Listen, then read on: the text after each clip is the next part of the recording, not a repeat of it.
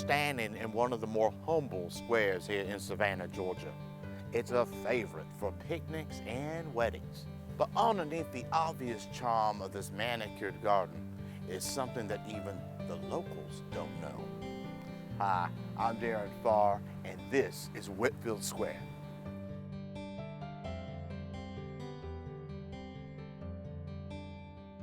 Most people recognize this as the Gazebo Square because of the Victorian gazebo in the center.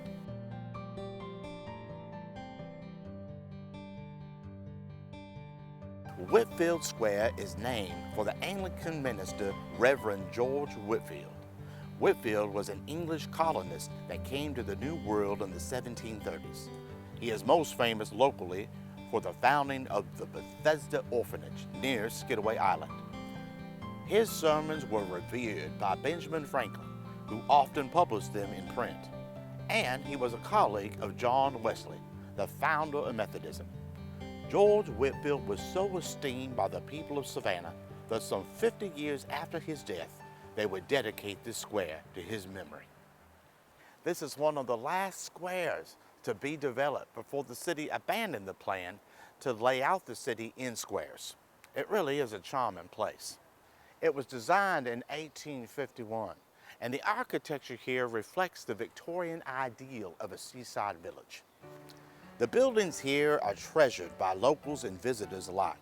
They were all built after the Civil War in either the late Victorian or Queen Anne style.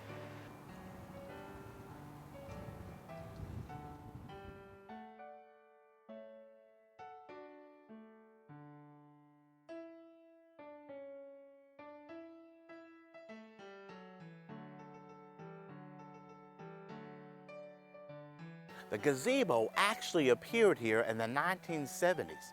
It was a gift from actor Burt Reynolds, who filmed Gator right here in Savannah. Amazingly, it seems to complete the neighborhood, even though it took 100 years to do so. The gazebo is the perfect destination for weddings, and many a bride is asked to be married here. I just wonder how these brides would feel if they knew that their ceremony was happening over hundreds of dead bodies still interred here in Whitfield Square. This square is one of the many sites throughout Savannah that were historically termed Old Negro Burial Grounds. During the early 18th century, there was almost no protocol as to where slaves and free African Americans could be buried. Most were buried in backyards or wherever there was an open plot of land. None were buried in the major cemetery plots. In 1789, efforts began to rectify this situation with new ordinances. However, many of these laws were ignored until about 1813. That's when these specific burial grounds came into use. In 1852, Springfield Plantation was converted into what we now call the Laurel Grove Cemetery, and all Savannahans would be laid to rest there. In 1853, Whitfield Square was laid out right over one of these old burial grounds. Now, the bodies of some prominent men were moved to Laurel Grove Cemetery, but today archaeologists and historians figure there must be hundreds of other remains of African Americans who were buried here and never moved. Facing the west side of Whitfield Square, we find the first Congregational Church, built in 1895. The original church was built in 1869 for New England Congregationalists who came south to teach freed slaves at Savannah's Beach Institute.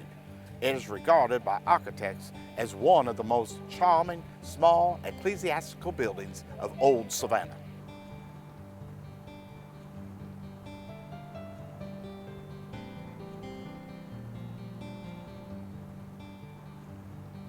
I hope you enjoyed our look at Whitfield Square, and if you did, please visit my website at localliving savannah.com. We'll see you next time.